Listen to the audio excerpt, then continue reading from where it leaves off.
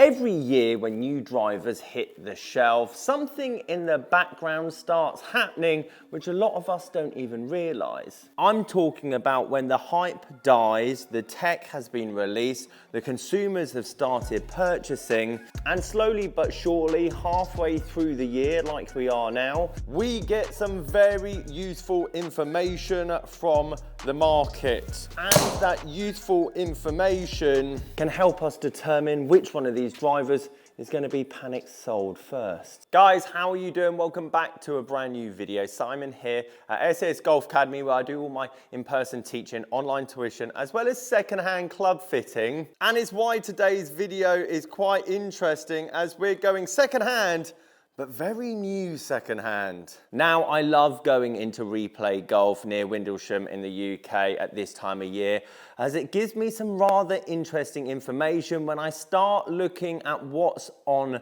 the shelf. And their shelves are always a great indication to me on what drivers are really selling quickly, as a lot of the boys help either beginner, intermediate players, even advanced players choose their equipment. And because they have a 7-day trial, they can go away, hit that club, and then if they don't like it, bring it back. Therefore, there's two things I want to cover in today's video. Number one, which of these drivers do I think come around Christmas time is going to be a great bargain? And number two, when you put the hype, social media, tour players, all that kind of stuff to one side, which brand do I really think is the most popular in 2025? Before we cover the big four, I do want to talk about the Cobra DS Adapt quickly, as it's holding its price quite well for Cobra at this time of year. I'll show you some recently sold of the DS Adapt, and that's always a good sign. I think that's the first key. When I see loads of sales, especially over the last month or so, and quite close sale prices to what a brand new driver is, that's what I describe as a supply and demand issue. People are wanting that driver, potentially don't want to buy a brand new, but because the supply is quite low and the demand's quite high, we see quite healthy pricing. And typically for Cobra, I see the new driver going for around 250, like this Dark Speed was the year before, at the same time of year. So let's get into our first driver. And whilst we're on the topic of supply, demand issue, as well as popularity and a club that holds its price well, we probably should start with the G440. Whilst we look at the Ping driver shelf in replay, it's quite obvious the demand is quite high for this club, but not only this club, the G430, the G425, even the G410, G400. And if you're new to the game and you're potentially new to the channel, there's two key important things I want you to take away from what Ping does quite well. Number one, they're on a 2-year cycle, same as Titleist, and unlike Cobra, TaylorMade and Callaway, which bring out a new driver, a new model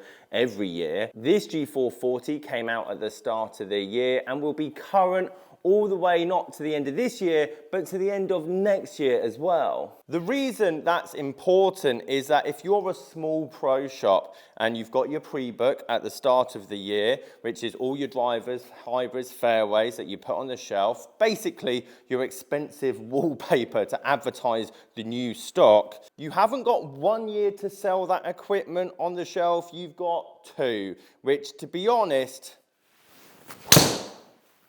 is a huge factor when it comes to panic selling in this business. And I'm not going to go too much into my numbers and which driver I hit the best today, as they're all different and what suits me potentially won't suit you.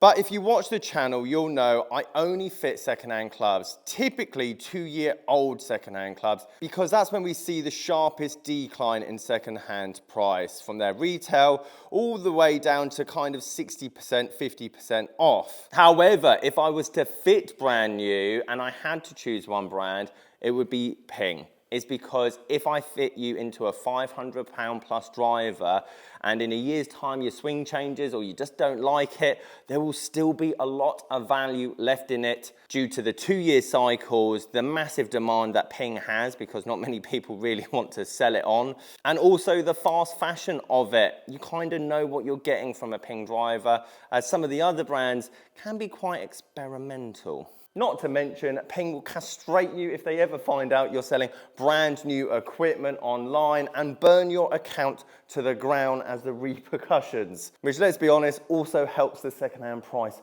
market. So Ping, realistically, I can't see being below £400 for at least another year. However, let's move on to some brands that have already been out a year but still have the 2-year cycle. I'm talking about the Titleist GT range, most used brand on tour when it comes to driver. This is one of the most expensive drivers in this list in terms of retail price, $579, which is a lot of money for a driver. And I guess the topic of conversation is the healthy second-hand prices we're seeing at the moment. I'll show you here on the right-hand side.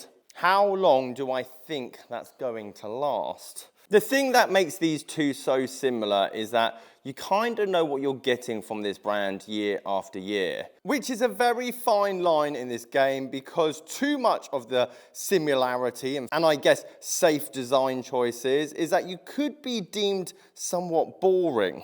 And what I've seen as a trend, especially when it comes to the second-hand market, is that a lot of people that are new to the game, played, I don't know, in the last 2 years, probably don't know what came out 4 years ago, 5 years ago.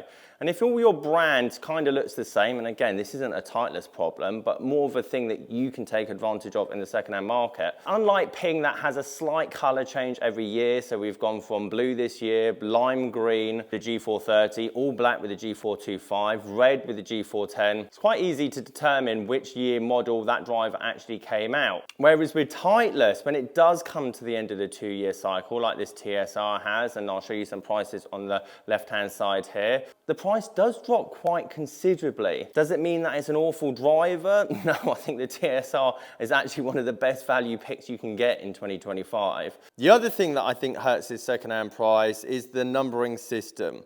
GT1 would be the most forgiving, high launching. GT4, the lowest spinning, most controlling head, and the 2 and the 3 sitting in between them. Again, if you're getting fitted into Titleist by a professional, they're going to tell you all of that. However, I'm thinking about those people that just start the game and go, oh, I like Titleist, but then have no idea what number they actually need. Whereas the other brands where it says max forgiveness, or LS for low spin, kind of helps you to a degree.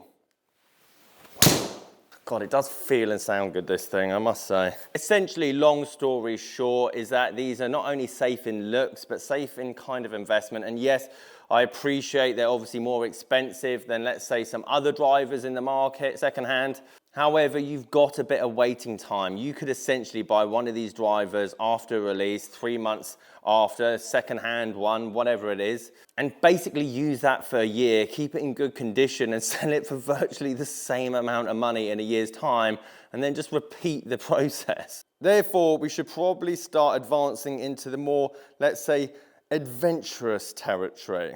And I have to say, uncanny resemblance from what would have been the Epic Speed range, which probably came out about 4 years ago, something like that. Let's talk about the second-hand prices right from the start with the Callaway. I'll show you down the right-hand side. But one of the things that's really interesting about what I see with the recently sold, let's say on eBay, is the volume of it. And I guess when we're talking, obviously, TaylorMade and Callaway, very different marketing strategy. When you compare it to, let's say, Titleist and Ping, much more aggressive strategy. And to be honest, one thing that both these two brands do really well, oh, that does feel good as well. They all feel as good as each other, let's be honest. It's why I always talk about 200-pound drivers, as they felt this good for the last 4 years. And even though Titleist has definitely started to venture into this market as well, Callaway and TaylorMade definitely dominate social media, especially influencers. And especially when I'm doing secondhand club fits, I can really tell who's going to be, let's say, a TaylorMade or Callaway person versus a Titleist and Ping is kind of their age, what they watch on social media, who they watch. Because in 2025, if we really relied on professional sports, you could argue Titleist would be up there as it's the most used driver on tour, even though the world #1 that keeps winning every week doesn't use Titleist. That's another story altogether in a minute. It goes to show how important social media is. And when you have a yearly cycle, you've got to make a splash in the headlines. You've got to get people talking about why you've written Elite that way, or let's say the similarity between this and the epic speed range. Essentially, you need that influencer, that YouTuber, that tour professional, when they take the head cover off and they're hitting a golf ball, you can see what brand and model they're using. Therefore, I'm not surprised we're seeing some really healthy sales at the moment for the Elite, just over 350 odd pounds, something like that. But I do think it's risky waters, as that, let's say, social media audience, younger audience, fast fashion audience will start getting new leaks come November, December of the new Callaway driver. That is sure to hit it further, faster, more forgiving, etc., etc. And that's when this driver here potentially could drop quite a bit more value.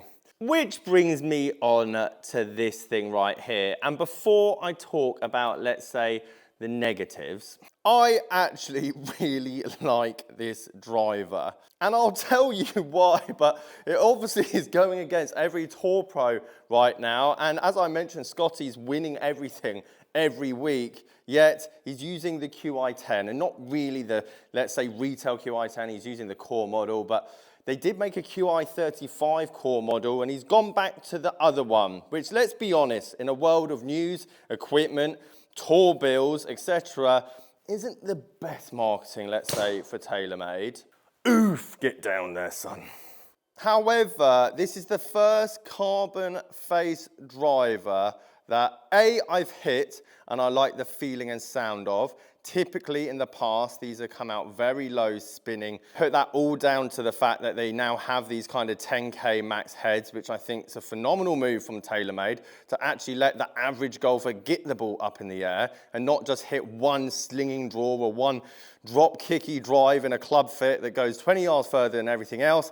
But let's be honest, on a Saturday morning, can't even get the thing in the air without hitting it, let's say, out the heel. But secondly, understated driver, finally.